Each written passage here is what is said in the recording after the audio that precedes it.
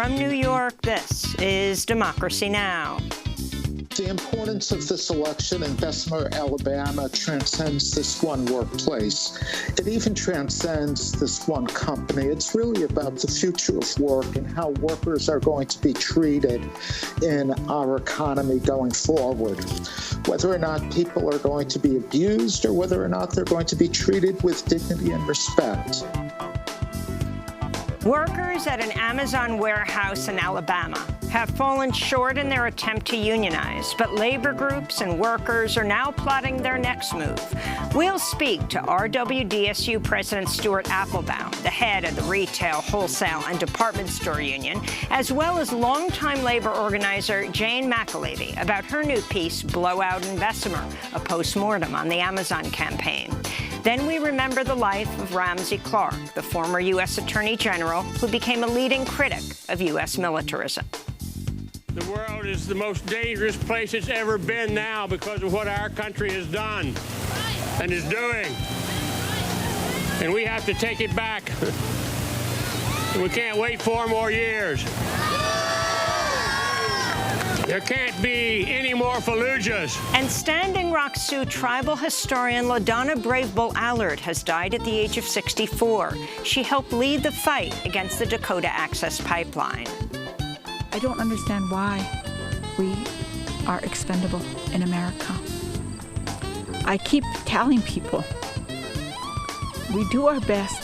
We have always been here. This is our land. Why should we fight to live in our own land? Why should we have to do that over and over again? All that and more coming up. Welcome to Democracy Now!, democracynow.org, The Quarantine Report. I'm Amy Goodman. A warning to our audience, our top stories contain descriptions and images of police violence. Protests have erupted in Minnesota after a police officer shot and killed a 20-year-old black man, Dante Wright, during a traffic stop Sunday in the Minneapolis suburb of Brooklyn Center. Wright's mother said her son called her as he was being pulled over, allegedly because an air freshener was obscuring his rearview mirror, but the call was disconnected. Katie Wright recounted the harrowing moment she learned of her son's death. A minute later, I called and his girlfriend answered, which was the passenger in the car, and said that he'd been shot.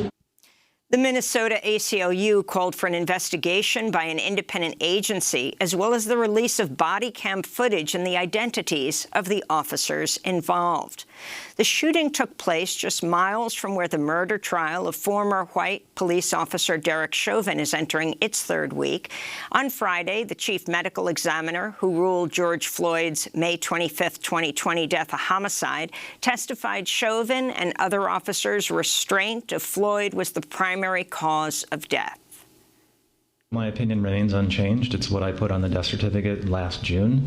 That's cardiopulmonary arrest, complicating law enforcement subdual restraint, and neck compression. And in terms of manner of death, you found then, and do you stand by today, that the manner of death for Mr. Floyd was, as you would call it, homicide?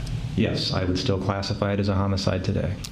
A lieutenant in the Army Medical Corps is suing 2 Virginia police officers who pepper sprayed him, pushed him to the ground, and pointed their guns at him during a traffic stop at a gas station last December. Video of the attack in the town of Windsor circulated over the weekend. Get out the car! Get out now! I have not committed any crime. You're being stopped for a traffic violation. You're not cooperating at this point right now. You're under arrest for. You're being detained. Okay, you're being detained for obstruction of justice. Violation. I do not have to get out the vehicle. You haven't even told me why I'm being stopped. I'm actively serving this country, and this is how you're gonna treat me. I didn't do anything. Whoa, hold on. What's going? Hold on. Aaron Nazario, a black and Latino man, was pepper sprayed in the face right after the exchange. Lieutenant Nazario says he drove to the gas station to avoid pulling over on a dark road after he noticed a police car flashing its lights at him so that he could be somewhere public and well lit while he interacted with the officers. One officer has been fired, and Virginia Governor Ralph Northam said he's directing Virginia State Police to conduct an investigation. Maryland enacted major police reform Saturday, becoming the first state to repeal the Police Bill of Rights, establishing new standards for use of force and how police are investigated and disciplined. Majority Democratic lawmakers overrode vetoes by Republican Governor Larry Hogan to pass the new measures, which also require officers to use body cameras, restrict no-knock warrants, and allow for public involvement in matters of police discipline and misconduct. In labor news, the months-long campaign to create the first-ever union at a U.S. Amazon warehouse ended with the majority of workers voting no. 738 workers at Amazon's Bessemer, Alabama warehouse voted to unionize, while more than twice that number voted against. But the battle isn't over. The retail, wholesale, and department store union that led the drive says Amazon illegally interfered in the vote, and it plans to file unfair labor practice charges with the National Labor Relations Board. Activists and progressive leaders, including Senator Bernie Sanders, praise the organizers, who they say will inspire similar actions at workplaces across the country. We'll have more on the Amazon union efforts after headlines. Coronavirus cases continue to soar across much of the globe. India has overtaken Brazil as the country with the second highest number of confirmed infections after reporting a record 169,000 positive tests Monday. India's total cases are now at 13.5 million, second only to the United States. In Brazil, a new report finds 19 million people have gone hungry during the pandemic, with nearly 117 million, over half the population, facing some level of food insecurity. Hospitals in Germany are filling up as Germany fights to contain a major surge. Elsewhere in Europe, the UK is further easing restrictions as its aggressive vaccine rollout has helped stall new cases. Meanwhile, dozens of poorer nations are likely to face major delays to their vaccination campaigns after COVAX, the international effort to provide those countries with vaccines, said deliveries have all but halted. The World Health Organization again lambasted the shocking imbalance in vaccine access. On average, in high-income countries, almost 1 in 4 people has received a vaccine. In low-income countries, it's 1 in more than 500. Here in the United States, COVID-19 cases and hospitalizations are on the rise for the third straight week, according to the Centers for Disease Control and Prevention. The upper Midwest remains particularly hard hit. Michigan hospitals saw a 30% hike in admissions over the past week. Health workers say the current surge is marked by a larger proportion of young and seemingly healthy patients. Michigan Governor Gretchen Whitmer says she will not order new restrictions, but urge high schools to move learning online and for residents to voluntarily refrain from group activities and indoor dining. She also called on the federal government to send more vaccines to Michigan. In Burma, more than 80 people were killed Friday when soldiers opened fire on a crowd of protesters demanding a reversal of the military coup that ousted Burma's democratically elected government. Survivors said soldiers used grenades and other heavy weapons to fire at anything that moved. The massacre took place in the town of Bago, northeast of the capital, Rangoon. Elsewhere, an alliance of fighters from ethnic minority groups attacked a police station in eastern Burma Saturday. At least 10 officers were reportedly killed in the attack. Iran says it will take revenge for what it called nuclear terrorism after an attack triggered a blackout at the Natanz nuclear facility Sunday. Iran blamed Israel for the attack, which came amidst new efforts by Iran to speed up its enrichment of uranium. Reports appear to support Israel's involvement, which Israel has not denied. This comes as Iran, the United States, and other parties are negotiating in Vienna over a possible relaunch of the 2015 Iran nuclear deal, which Israel opposes, which former President Trump unilaterally withdrew from in 2018. In Ecuador, conservative ex-banker Guillermo Lasso has won Sunday's presidential election. Leftist economist Andres Arauz conceded to Lasso Sunday night. Lasso is backed by the country's business sectors, favors neoliberal policies, and has vowed to increase foreign investment in Ecuador. Arauz had the support of former President Rafael Correa, who led the country from 2007 to 2017, has been credited with lifting over 1 million Ecuadorians out of poverty. Lasso will assume office May 24th. In Peru, As the country faced its deadliest week since the pandemic began, people took to the polls to elect a new president and Congress in what analysts are calling Peru's most fragmented election in history. Leftist candidate Pedro Castillo is leading in the polls, followed by liberal economist Hernando de Soto and conservative Keiko Fujimori, the daughter of former President Alberto Fujimori, convicted in 2009 of crimes against humanity. There were 18 presidential candidates on the ballot. The top two candidates will advance to a runoff election in June. In the Caribbean, a heavy ash fall has blanketed St. Vincent and the Grenadines after a long dormant volcano suddenly began erupting Friday. People looked up, and there is this huge plume of ash hanging in the sky. Silent, deadly, dreadful, ominous. The eruption sparked outages of water and power across St. Vincent, and more than 16,000 people evacuated their homes. There have been no reports of deaths or injuries, but geologists warn the volcano could still trigger deadly pyroclastic flows of lava ash and volcanic gases. Back in the United States, President Biden released his $1.5 trillion budget request for 2022 Friday, calling for major increases in spending for education, health care, housing, and the climate. Biden's requesting $715 billion for the military, a much less significant increase in other areas, though progressives have been demanding a cut in Pentagon spending. Meanwhile, Biden's holding bipartisan talks today on his separate $2.3 trillion infrastructure plan. President Biden's ordered a study into expanding the number of justices on the Supreme Court. Biden's commission will also look into term limits and offer other recommendations for reform. Former President Trump appointed 3 justices, giving the court a 6-3 conservative majority. A Texas man has been charged with plotting to blow up an Amazon data center in Virginia. Seth Aaron Pendley said he was aiming to destroy web servers used by federal intelligence agencies. He was arrested after an undercover FBI agent gave him fake explosive devices. Authorities tracked Pendley down after a visitor on the website mymilitia.com reported alarming comments by Pendley. According to a Facebook post, Pendley was at the January 6 U.S. Capitol insurrection. An off-duty Pentagon police officer was charged with murder Friday for the fatal shooting of 2 men in Maryland last week. David Hall Dixon claimed he witnessed a car break-in and shot at the men as they tried to flee. But investigators say his account was inconsistent and he was not facing any danger when he fired his gun. Police say Dixon will also face charges related to a 2020 incident in which he pointed a shotgun at a woman's face. Anti-war activist Mark Colville was sentenced Friday to 21 months in federal prison for his role in a peaceful protest against U.S. nuclear weapons. He was last of the so-called Kings Bay Plowshares 7 to be sentenced. In 2018, Colville and 6 other Plowshares activists broke into the Kings Bay Naval Submarine Base in Georgia with an indictment charging the U.S. government with crimes against humanity. Former top justice official and anti-imperialist activist Ramsey Clark has died at the age of 93. Clark served as Attorney General under President Lyndon Johnson from 1967 to 1969.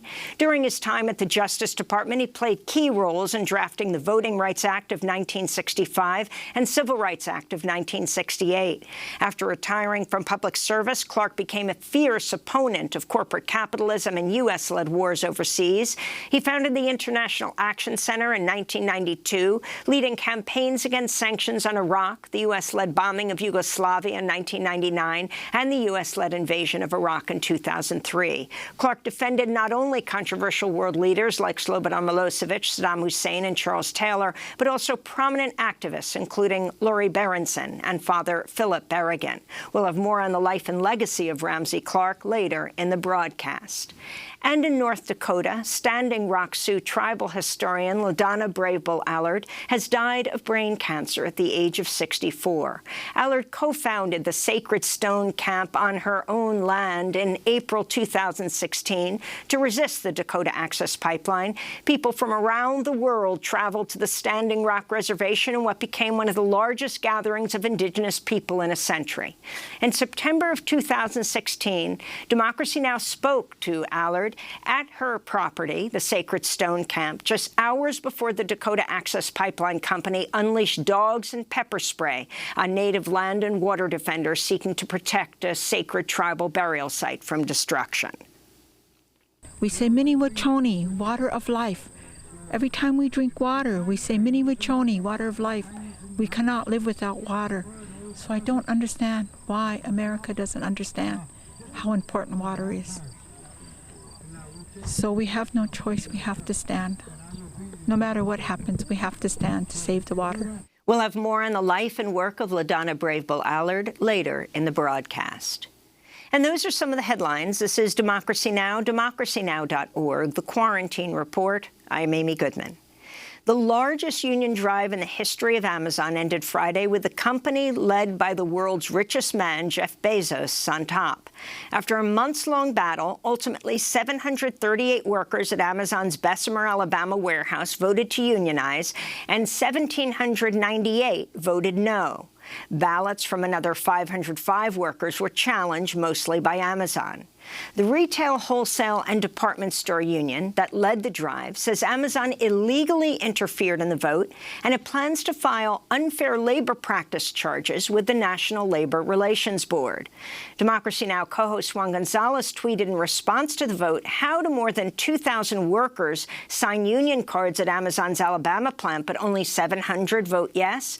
And why did only half of workers vote? 3/4 normally vote in such elections. Try examining employer intimidation, he said. Indeed, Amazon spent millions to defeat the closely watched election and even got a private mailbox installed. That's a U.S. postal mailbox installed at the warehouse, so it could pressure workers to mail their ballots from work and monitor votes. Amazon responded to the claim in a statement saying, quote, "It's easy to predict the union will say that Amazon won this election because we intimidated employees, but that's not true," they said. Meanwhile, the David and Goliath fight in Bessemer has added pressure on Senate Democrats to follow their peers in the House and pass the PRO Act, which stands for Protecting the Right to Organize, and would ban many of the tactics Amazon used to crush the organizing drive. For more, we go to Birmingham, Alabama, not far from Bessemer, to speak with Stuart Applebaum. He's the president of the Retail, Wholesale and Department Store Union, recently wrote a piece for Newsweek headlined, "Unionizing Amazon Workers Have Already Won." Welcome back to Democracy Now! Stuart Applebaum, can you talk about what happened, your reaction to the vote loss for unionizing Amazon, though you see ultimately what happened as a victory? Thank you and good morning. I think that it's important that people don't misread the results of this election. People were not saying that they were satisfied with Amazon's working conditions in any way. They were saying that they were afraid to vote for the union.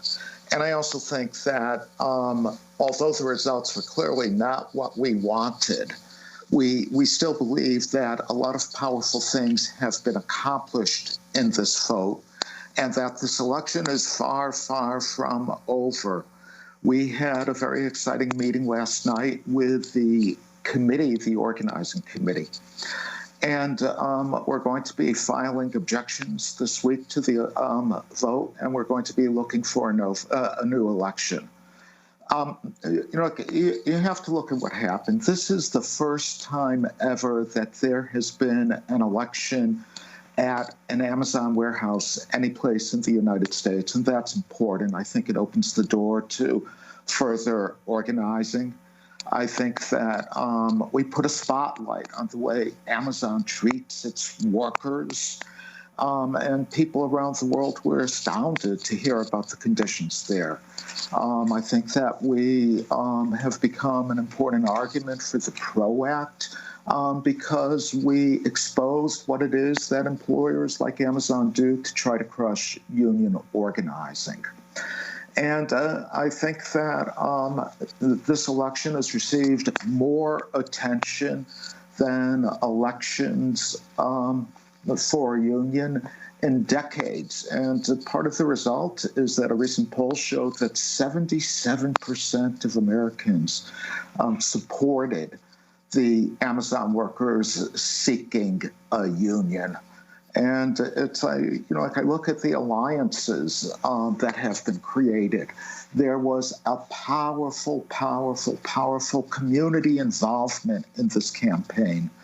I know, I believe another one of your guests didn't understand the community involvement, but she hadn't spoken to any of the organizers involved in the campaign. We're proud of the partnership with the Black Lives Matter movement. We saw this as much a civil rights struggle as a union struggle. We think that we breathed new life into the labor movement at the same time. And I think we also showed an inclusive way of organizing. So we see a lot of positive things that came out of this vote. If I could just mention two things quickly. More votes were cast for a union in this election than in all union elections in Alabama in the year before. And I think that's really important.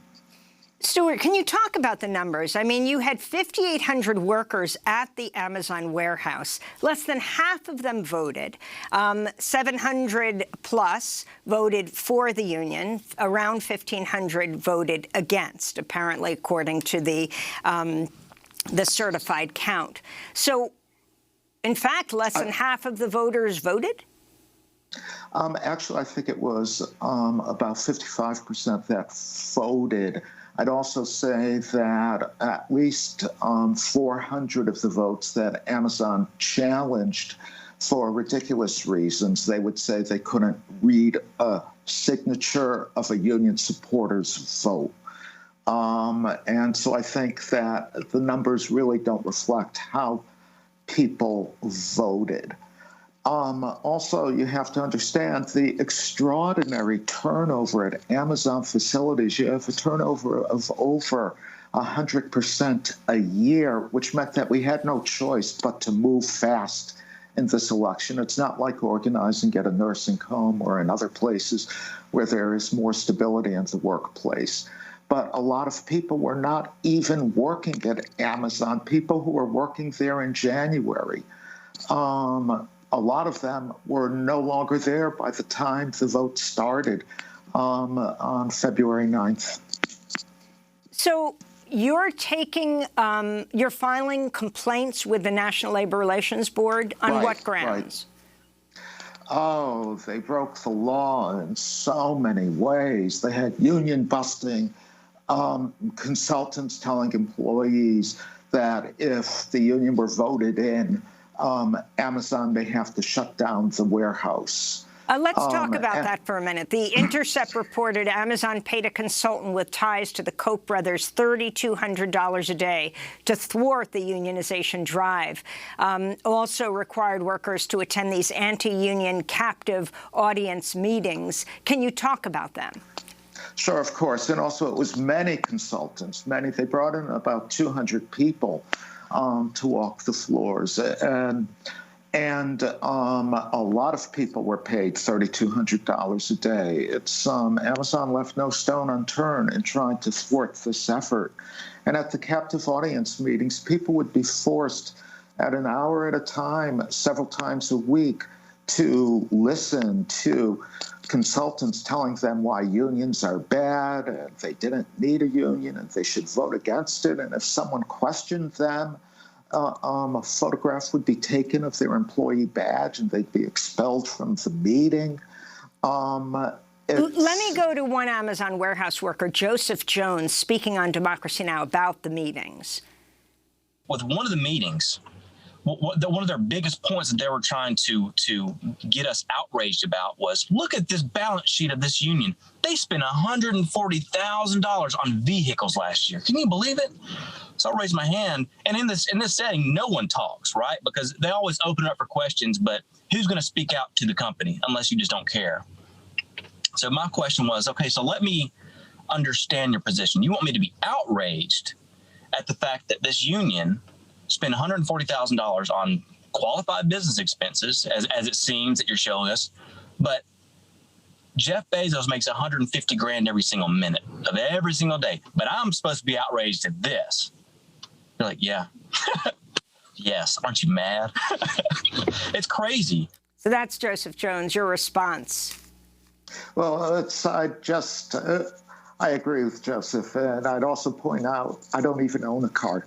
I don't have a car from the union, but our union representatives, whose job it is to travel from workplace to workplace, need vehicles. They just complained about anything they could to make people afraid to vote. They lied. They lied about dues.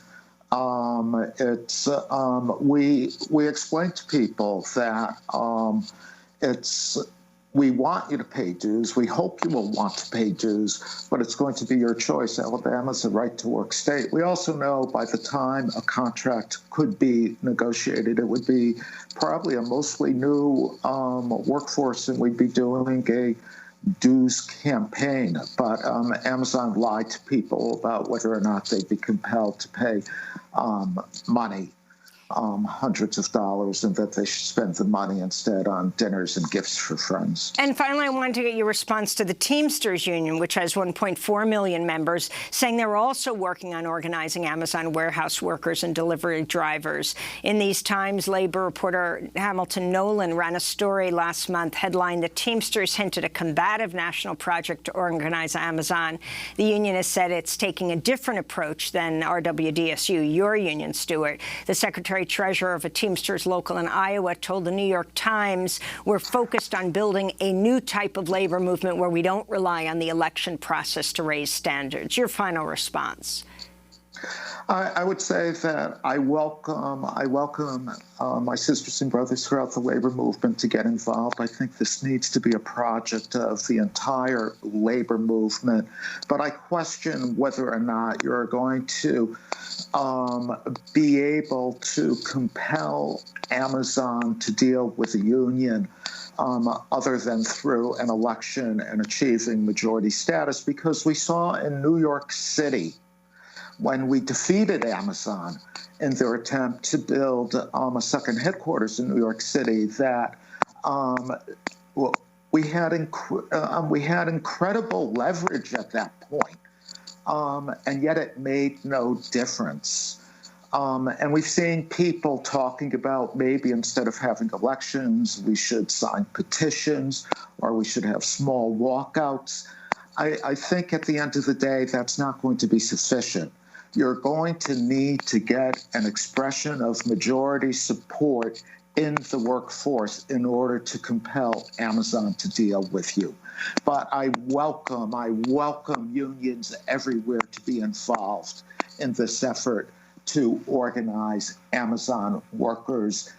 We have no choice but to challenge Amazon's way of treating its employees and doing business. Stuart Applebaum, I want to thank you for being with us, President of the Retail Wholesale and Department Store Union, speaking to us from Alabama. Next up, we turn to Jane McAlevey, a longtime union organizer whose piece in The Nation is headlined, "Blowout in Bessemer, a Postmortem on the Amazon Campaign." Jane, if you could start off by talking about, from your perch at UC Berkeley's Labor Center, you're author of a number of books on labor, by talking about what you see happened. Sure. Thanks for having me here today. First thing I want to do actually is salute every single worker at the Bessemer plant for the bravery and the courage that they exercised in the campaign, and I hope that they wind up having a union soon. But I want to redirect it from my perch at UC Berkeley Labor to my years as an organizer, decades actually as a union organizer, and I still do organizing. What I saw were several things from the very beginning, and I outlined them in the article in The Nation. The first was what we call a really inaccurate list, a sort of the gap between how many workers actually work in the facility and how many workers the union thought worked in the facility, and then, of course, the employer stacked it. Let me also just say, I believe they will get a rerun election in that plan because Amazon violated the law left, right, and center.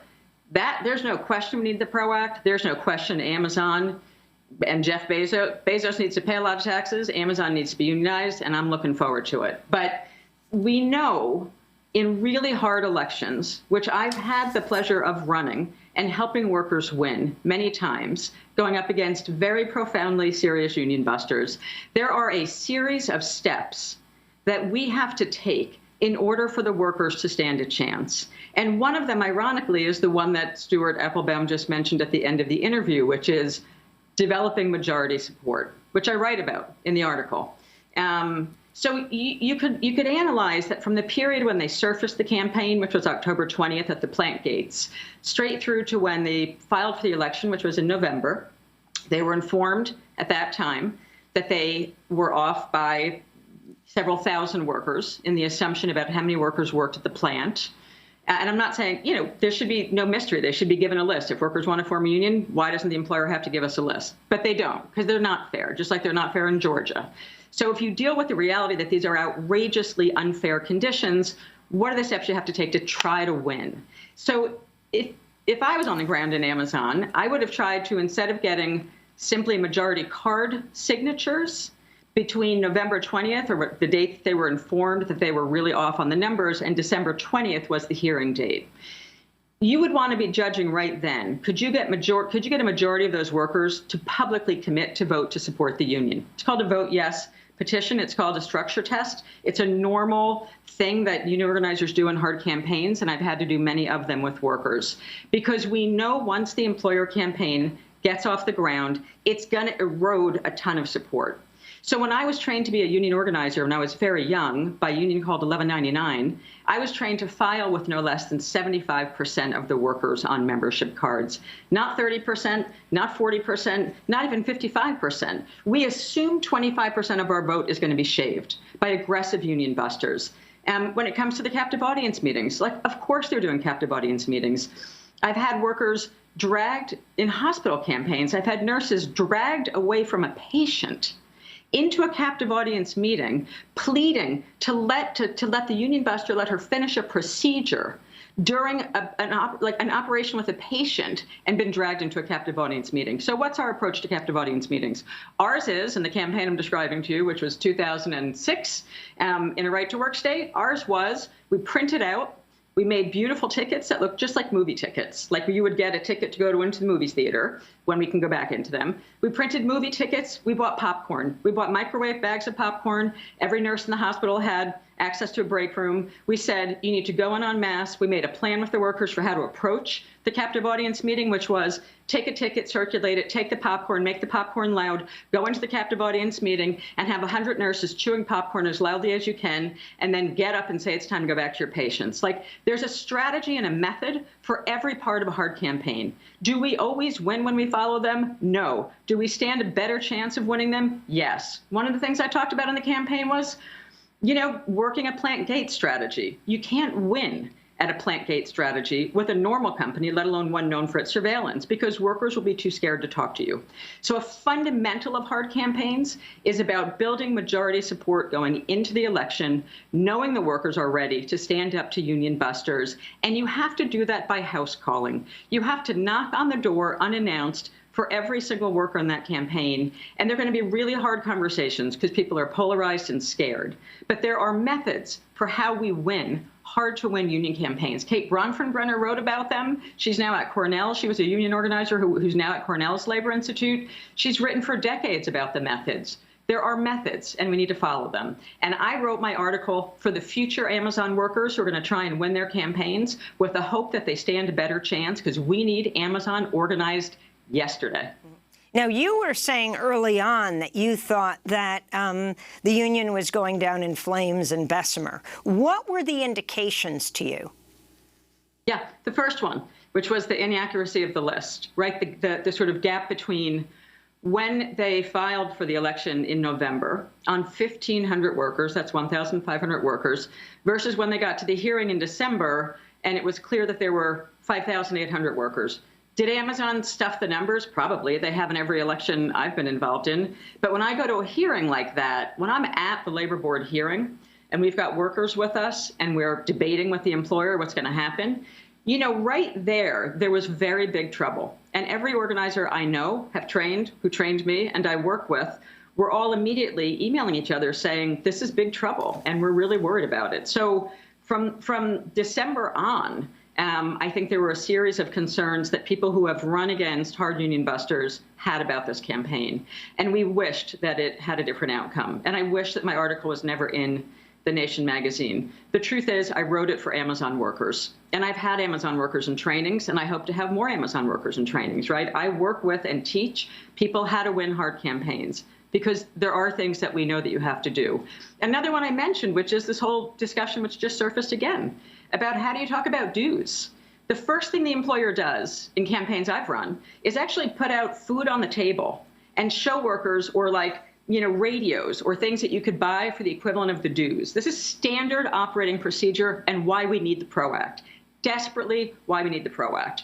Everything I'm saying is why we need the PRO Act. But as an organizer, I'm also saying we have to give workers the best shot humanly possible in the conditions under which we currently work. Stacey Abrams made that case beautifully in the New York Times about how they won the 2 Senate races in Georgia. It wasn't because folks just showed up there and took an approach to talk to everyone who agreed with them. They went on the doors, masks on. She wrote a centerpiece in the New York Times about how to win a hard campaign. It's very similar. Jane, actually. we have 20 seconds. The final comments on what you think has to happen next. First of all, I think a lot of unions have to collaborate on this, for sure.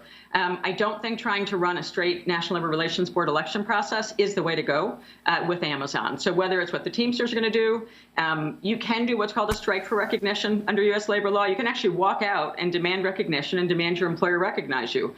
We used to do more of that, but that takes building supermajority support. So what I hope is that Amazon workers look at the lessons from Bessemer, regroup, that unions actually put together a serious plan to take on them, Uber, Lyft, Silicon Valley, and every one of those companies that is literally destroying the lives of workers in this country and desperately need to be unionized. We need to give the workers a fair shot when we go after Amazon. Jane McAlevey, I want to thank you for being with us, union organizer, negotiator, scholar, currently senior policy fellow at UC Berkeley's Labor Center. A recent piece we'll link to in The Nation, Blowout and Bessemer, a postmortem on the Amazon campaign. Next up, we remember the lives of Ramsey Clark, the former U.S. Attorney General, and LaDonna Brave Bull Allard, Native American historian of the Standing Rock Sioux. Stay with us.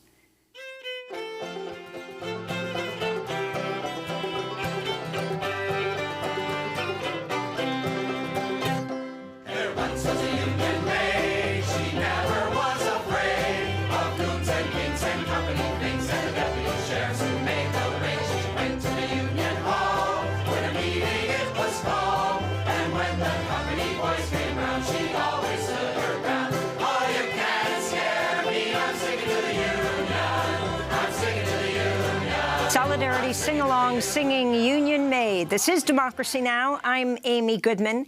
Former U.S. Attorney General, longtime human rights lawyer Ramsey Clark has died at the age of 93. He was the last living member of Lyndon Johnson's cabinet. Clark was credited as being a key architect of the Voting Rights Act of 1965 and the Fair Housing Act of 68.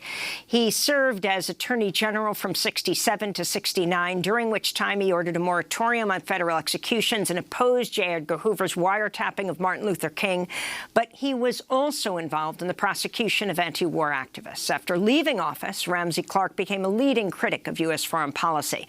In 1972, he traveled to North Vietnam in defiance of the U.S. government to document U.S. war crimes. It was one of many trips Ramsey Clark would take to meet the victims of U.S. militarism. Also in 1972, he successfully defended the Harrisburg Seven, a group of religious anti-war activists led by the former Catholic priest Philip Berrigan and his wife Liz McAllister. He would go to defend members of the Plowshares, the anti-nuclear arms movement founded by Philip and Daniel Berrigan. In 1989, Ramsey Clark traveled to Panama to document the devastation brought by the U.S. invasion, which he called a, quote, physical assault of stunning violence. Beginning in the early 90s, he became a leading opponent of U.S. policy in Iraq, speaking out against the first Gulf War, the U.S. sanctions, and the 2003 invasion. He would later join Saddam Hussein's defense team. After the September 11, 2001 attacks, Ramsey Clark helped found the anti-war group Answer. He was a longtime defender of Palestinian rights and represented the Palestine Liberation Organization. Palestinian legislator Hanan Ashrawi wrote on Twitter, Clark, quote, was an indefatigable defender of the Palestinian and human rights, a lawyer who knew and pursued genuine justice and the rights of the oppressed, unquote. Ramsey Clark was also a longtime critic of the U.S. embargo of Cuba. He was born in Dallas, Texas in 1927. His father, Tom Clark, served on the U.S. Supreme Court. This is Ramsey Clark speaking at a protest against the presidential inauguration of George W. Bush in Washington, D.C., January 20th, 2005. Really to support and defend the Constitution of the United States. We have to take the Constitution back. Back from crimes against peace, from war crimes and crimes against humanity. You know, the Nuremberg Tribunal called the war of aggression the supreme international crime. And it is. And George W. Bush has waged a war of aggression against Iraq. He's killed more than 100,000 people. Are their lives worth nothing? Can we have a moment of silence in memory of all the people who've died in Iraq because of the criminal acts of George W. Bush in waging this war of aggression? Every moment of their lives is fraught with danger right now because of us. The world is the most dangerous place it's ever been now because of what our country has done and is doing. And we have to take it back. We can't wait 4 more years. There can't be any more Fallujahs. Fallujah is the 21st century equivalent of Guernica. We just went in and destroyed that city. Drove the people out, killed them, thousands, we don't know how many. They won't even bother to count who's been killed or how many or estimate how many. They just keep killing. Almost every day we're reading about another checkpoint where some family got wiped out because they didn't do what they were supposed to do, according to the military there. Abu Ghraib is unbelievable in the innocent times of 1961. That we would torture people that way. And on the instructions of the President of the United States and his highest legal advisors. Torture's okay, they said. Go for it, fellas. If we can't renounce that and remove it from office, then the Constitution doesn't work anymore. We've got to do more than take back the Constitution. There has to be accountability for what's happened.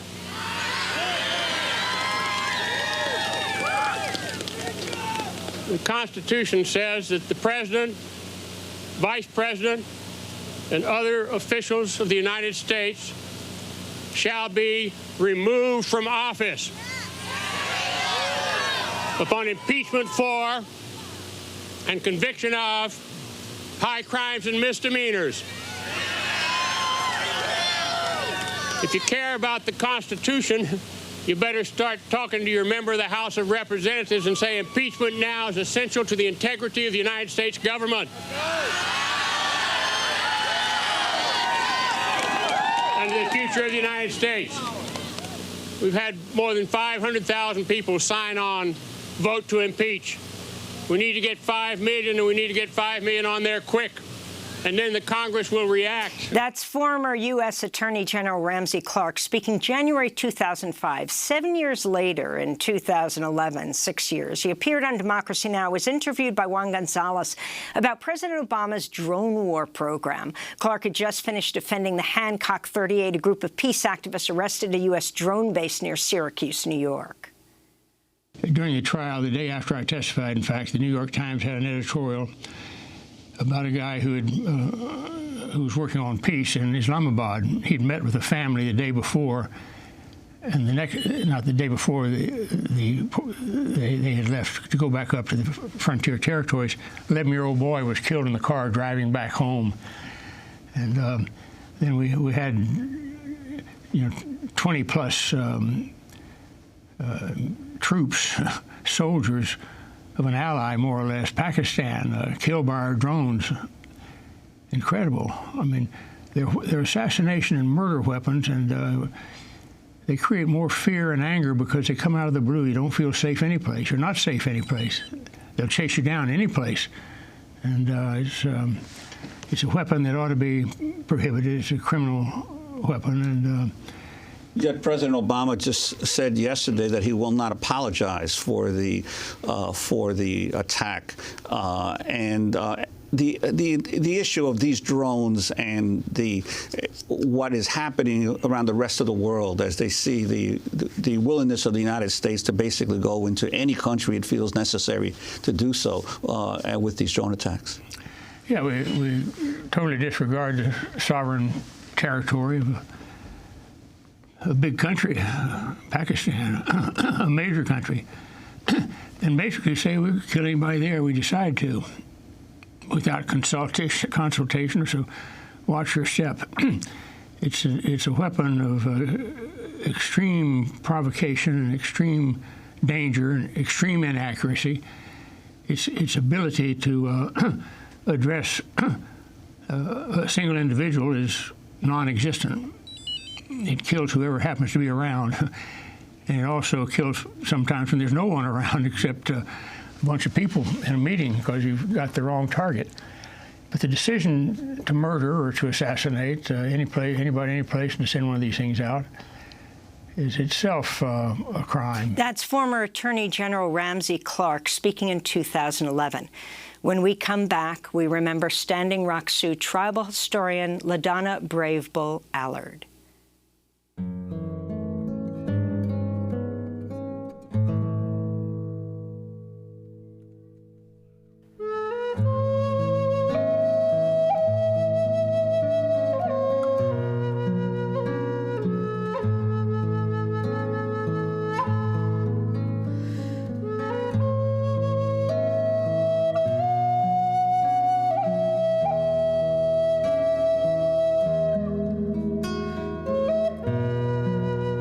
Nana's Lullaby by Mary Youngblood. This is Democracy Now! I'm Amy Goodman. We end today's show remembering the life of Standing Rock Sioux historian LaDonna Brave Bull Allard. She died Saturday at the age of 64 from brain cancer. In 2016, she helped start the Sacred Stone Camp on her family's property in North Dakota. People from around the world traveled to Standing Rock Reservation, what became one of the largest gatherings of Indigenous people in a century. I first spoke to LaDonna at Standing Rock in September 2016 along the Cannonball River on her property, just hours before the Dakota Access Pipeline Company unleashed dogs and pepper spray on Native Americans seeking to protect a sacred tribal burial site from destruction. My name is LaDonna Brave Bull Allard. My real name is Tamakawa her good earth woman. I am Ihunktawa, Hunkpatina, and Pabaska, Dakota on my father's side. I am Hunkpapa, Sihasapa, and Ogwala, Lakota on my mother's side. When they told us that they were putting this pipeline in, but refusing to acknowledge us, if you look at the Dakota Access maps, they don't even acknowledge our nation. We are not black.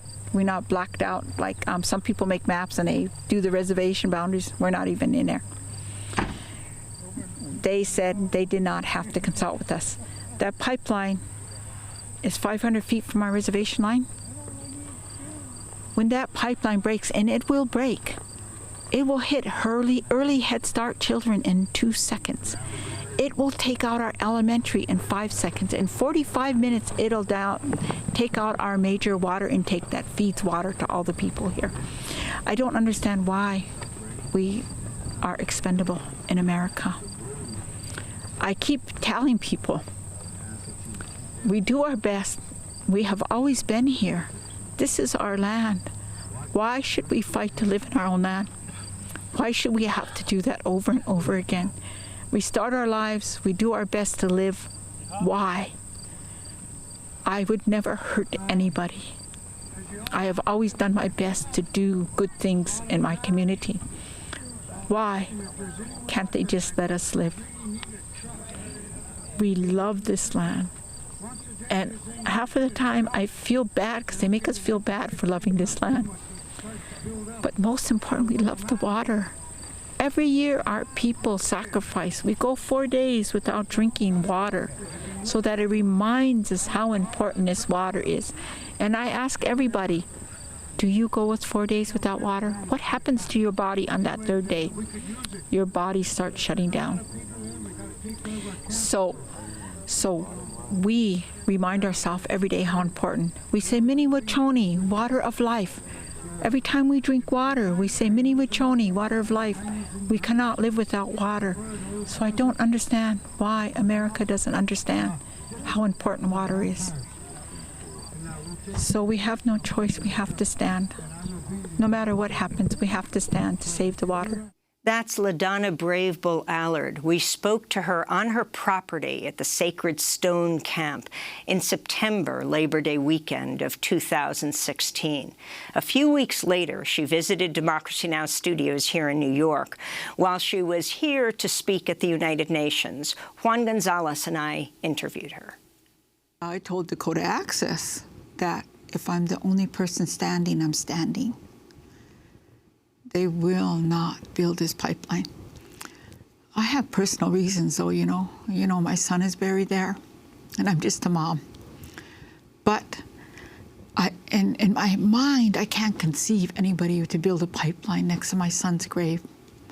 So like I tell everybody, it's not some grandiose save the world. It's just a mom. So that's just on my personal side. But did you see where I live? Oh my God, it is so beautiful. I mean, every day the buffalo are out there, the eagles are out there. I love my river. Were you surprised by the enormous response that occurred to the encampment from native peoples around the country and around the hemisphere, really? Overwhelming, shocking, amazing.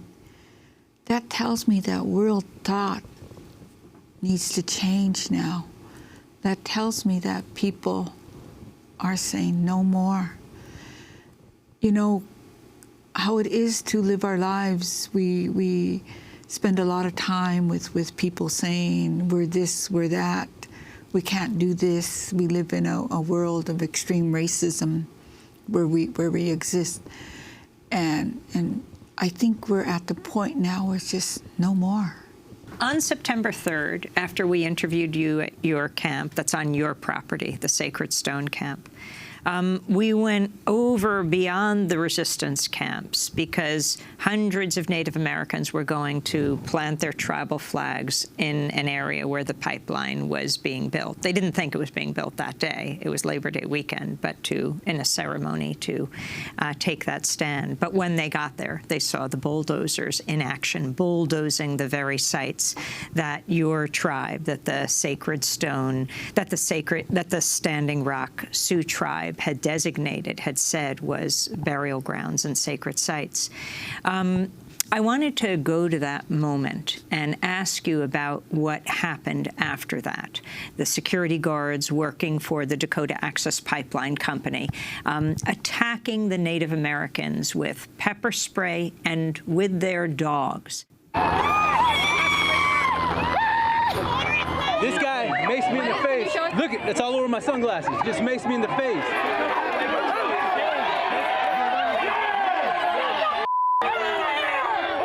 These people are we're threatening all of us with these dogs. And that woman over there, she was charging them and it bit somebody right in the face. The dog has blood in its nose and its mouth. And she's still standing here threatening you. Why are you letting her dog go after the protesters? It's covered in blood. Over there, with that dog. I was like walking, throw the dog on me straight, even without any warning, you know? Look at this. Look at this. The dog did it, you know? Look at this. There. So there we see the dog's nose and mouth dripping with blood, and they're attacking the protesters. LaDonna Brave Bull Allard, you were there as well. Yes, we had got there. Let me back up first. You know, just 2 days before, we marked all those burials and sacred sites, and then we submitted them to the judge. And the judge notified Dakota Access. So when they stopped construction 40 miles away and drove up to take out those burial sites, it was absolutely shocking for us. You know, when I got up there, you know, I remember my friend, she was just crying, and I was like, I couldn't believe they were doing that. And so people were hollering, and that man had just pepper sprayed everybody, and I was just like, oh my God, what is happening here? And I remember the dogs and stuff. That big gray-headed dog was on this side, and that woman was singing dogs on this side. And I was standing in the middle there, and I was like, what do I do? And so I closed my eyes and just started praying. I just stood there and prayed. And I thought, where am I? Is this America? Is this really happening? And I opened my eyes, and the people were getting in their trucks. I had no idea at that time the horses were coming to protect us from behind us. And as I stood there, I think it's still very shocking to me, because people were hollering and people were crying. And these guys finally started to get their dogs and put them into their vehicles, and the dogs tried to bite their owners. It was just chaos. And so they finally started leaving. And I looked at that ground, and I was like, oh my God, who does this? Who comes and just digs up those graves? It's almost inhuman to me. I don't understand it. I can't understand it. And so the point, I think it's important to underscore that you had already provided to the court the list of the burial sites that you thought were sacred sites that should be preserved, and the company, before the judge can even render a ruling, then goes in on the weekend to destroy those very sites. Yes. And that's what I keep on telling people is, why are these people out there protesting? It's because of these things. It's because of what's actually happening out there on the ground. I tell people that this is not about just this pipeline. It's about the water. It's about the water. It's about having the right to live our lives. It's about being able to make sure my grandchildren has clean water. To me, it's just like common sense. And so we must stop this. How long will these resistance camps continue? We're in a process of healing. I don't think it's going to end. We have only just begun. We are fulfilling prophecy now. The prophecies our people told 100 years ago are coming to pass. I see them before my eyes. Nothing is going to go back. We can only change.